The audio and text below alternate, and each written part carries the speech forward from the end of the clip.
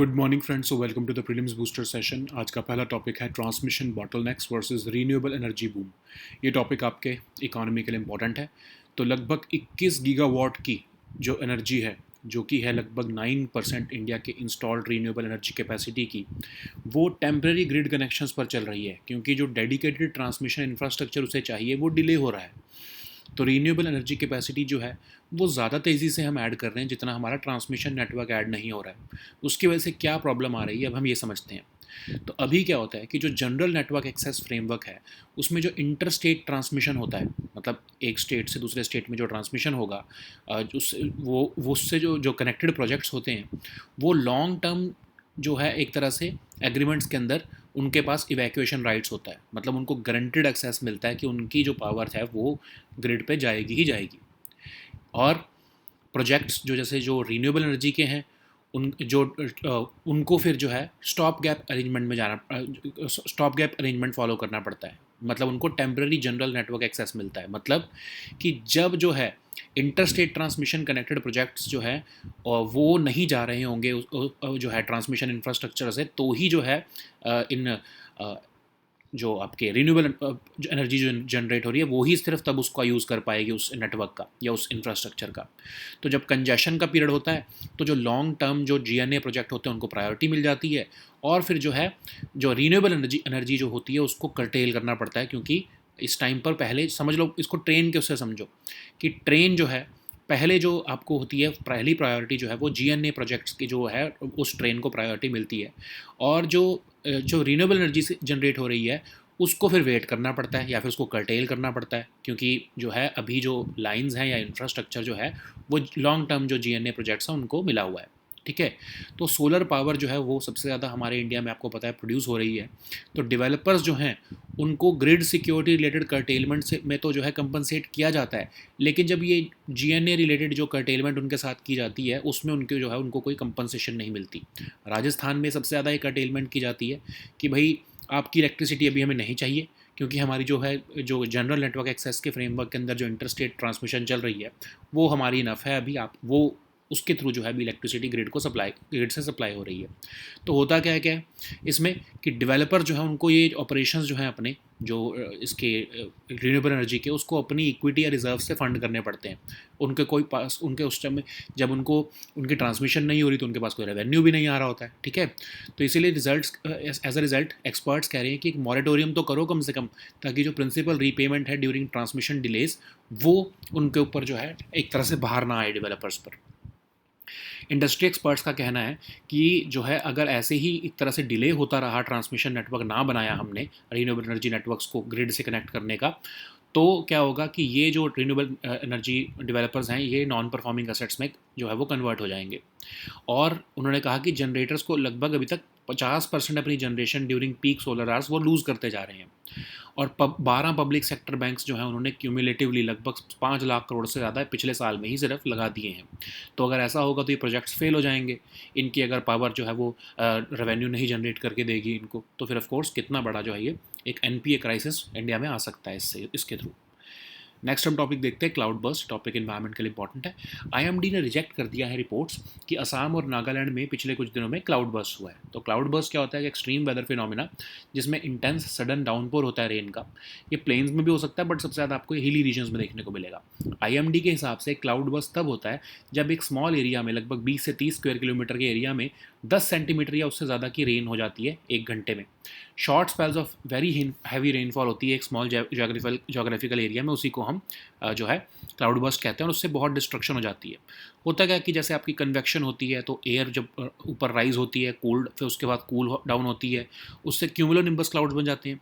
Water droplets जो हैं वो इन क्लाउड्स के अंदर डेवलप होते हैं। लेकिन क्या होता है कि जो अगर वार्म एयर ऊपर जाती जाएगी बहुत स्ट्रॉन्ग हो जाती है वो।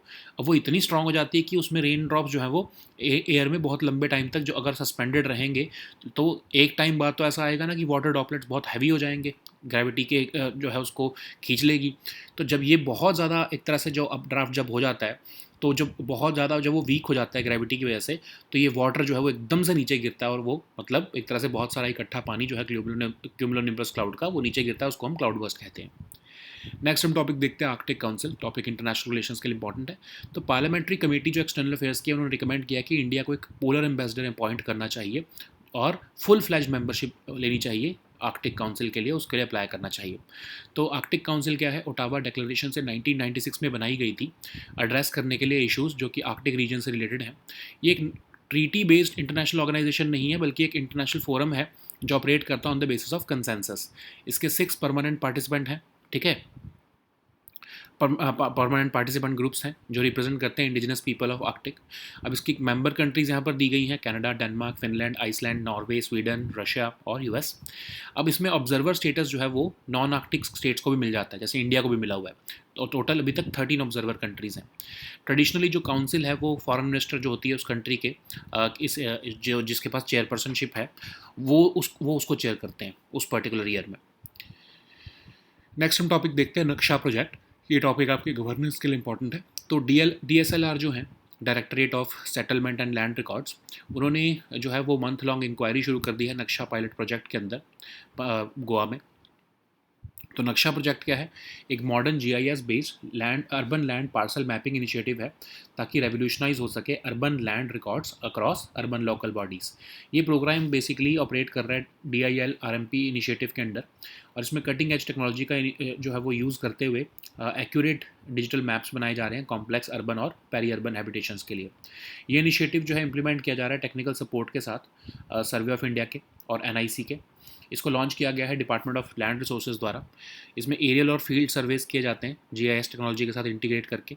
नेक्स्ट टॉपिक देखते हैं एलेनिन अमीनो ट्रांसफेरेस। ये टॉपिक आपके साइंस एंड टेक के लिए इंपॉर्टेंट है। यूनियन हेल्थ मिनिस्ट्री ने अर्ज किया है पीपल को कि वो मॉनिटर करे ALT लेवल्स को as an early indicator of liver injury. तो ALT क्या है, एक एंजाइम जो कि आपके प्रेडोमिनेंटली लिवर सेल्स में पाया जाता है। ये आपके बाकी के टिश्यूज़ में जैसे कि किडनीज, हार्ट, मसल सेल्स में भी जो है ये पाया जाता है। ये क्रूशल रोल प्ले करता है मेटाबॉलिज्म में, फूड को एनर्जी में जनरेट करता है। तो ALT टेस्ट जो है वो एक पार्ट है इनिशियल स्क्रीनिंग का फॉर लिवर डिसीज़। जब लिवर सेल्स डैमेज हो जाते हैं, इन्फ्लेम हो जाते हैं, ALT जो है वो ब्लड स्ट्रीम में लीक होता है और इसकी वजह से जो है सीरम ALT लेवल जो है वो राइज़ हो जाते हैं। ये अगर राइज़ हो जाते हैं तो ये फर्स्ट साइन होता है कि लिवर में कुछ प्रॉब्लम है। ओके, नेक्स्ट हम टॉपिक देखते हैं KH-101 मिसाइल। ये टॉपिक आपके सिक्योरिटी के लिए इंपॉर्टेंट है। तो एक रशियन KH-101 मिसाइल जो है वो ईस्टर्न पोलैंड में रिसेंटली जो है वो लैंड हो गई थी। तो ये मिसाइल एक Russian made advance stealth long range subsonic cruise missile है जो एक स्ट्रेटजिक बॉम्बर से लॉन्च की जाती है। 1990s में से रशिया ने डेवलप किया था ग्राउंड टारगेट्स को डिस्ट्रॉय करने के लिए। इसको रशिया के स्ट्रेटजिक बॉम्बर्स कैरी करते हैं और इसमें टर्बो फैन इंजन द्वारा ये पावर्ड है और इसकी मैक्सिमम स्पीड लगभग मैक 0.76 है। इसकी रेंज 2500 से 3000 किलोमीटर है। अब इसका जो 102 वेरिएंट है जो 2015 में आया वो एक न्यूक्लियर केपेबल वेरिएंट है। नेक्स्ट हम टॉपिक देखते हैं अर्बन चैलेंज फंड। ये टॉपिक गवर्नेंस के लिए इंपॉर्टेंट है। तो गवर्नमेंट ने अप्रूव कर दिया है 33 प्रोजेक्ट्स को अंडर अर्बन चैलेंज फंड। ये एक न्यू सेंट्रली स्पॉन्सर्ड स्कीम है ministry of housing and urban affairs की, जो सपोर्ट करती है transformative and bankable urban projects through competitive challenge mode. अब टोटल सेंट्रल असिस्टेंस इसमें 1 लाख करोड़ है। सिटीज़ जो हैं इसमें सपोर्ट की जाती हैं प्रोजेक्ट्स के अंदर 3 वर्टिकल्स में, creative development of cities as growth hubs, water and sanitation, और इसमें basically urban governance, urban finance और अर्बन प्लानिंग से रिलेटेड रिफॉर्म्स होते हैं सिटीज़ में। तो सेंट्रल का जो इसमें फाइनेंशियल असिस्टेंस है वो 25% रखी गई है प्रोजेक्ट कॉस्ट के, और 50% जो प्रोजेक्ट कॉस्ट है वो मार्केट बेस्ड सोर्सेज से आपको मोबिलाइज करनी पड़ेगी। बाकी का जो शेयर है वो स्टेट्स, यूनियन टेरिटरीज या अर्बन लोकल बॉडीज़ अपने सोर्सेज से लगाएंगी। प्रोजेक्ट्स को ट्रांसपेरेंट और कॉम्पिटेटिव बिडिंग से जो है चैलेंज मोड से जो है वो सिलेक्ट किया जाता है। प्राइवेट सेक्टर पार्टिसिपेशन भी इंकरेज की जाती है। अगर आप इसमें देखोगे तो लगभग सभी सिटीज़ इसके अंदर कवर हो रही हैं। ओके, नेक्स्ट हम टॉपिक देखते हैं INS निपुण। ये टॉपिक आपके सिक्योरिटी के लिए इंपॉर्टेंट है। INS निपुण जो है वो डिलीवर की गई है इंडियन नेवी को विशाखापट्टनम में। ये सेकंड डाइविंग सपोर्ट वेसल है हिंदुस्तान शिपयार्ड लिमिटेड का। इसको ये एक तरह से सर्व करेगी mothership for deep submergence rescue vessel also, और इसमें लगभग 75% इंडिजिनस कंटेंट है।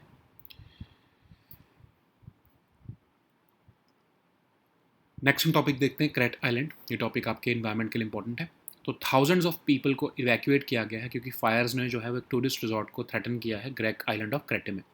तो क्रेट आइलैंड जो है वो लार्जेस्ट आइलैंड है ग्रीस का, सदर्न पार्ट ऑफ एजियन सी के पास लोकेटेड है। ये 5th लार्जेस्ट मेडिटेरेनियन सी आइलैंड है। यहाँ की इकोनॉमी प्रिडोमिनेंटली टूरिज्म, एग्रीकल्चर और शिपिंग पर बेस्ड है। ये आइलैंड जो है वो इनहेबिटेड है सिंस पेलियोलिथिक एज, जब अर्ली होमिनिड्स जो है वो यहाँ पर इसको इनहेबिट कर चुके थे। ओके,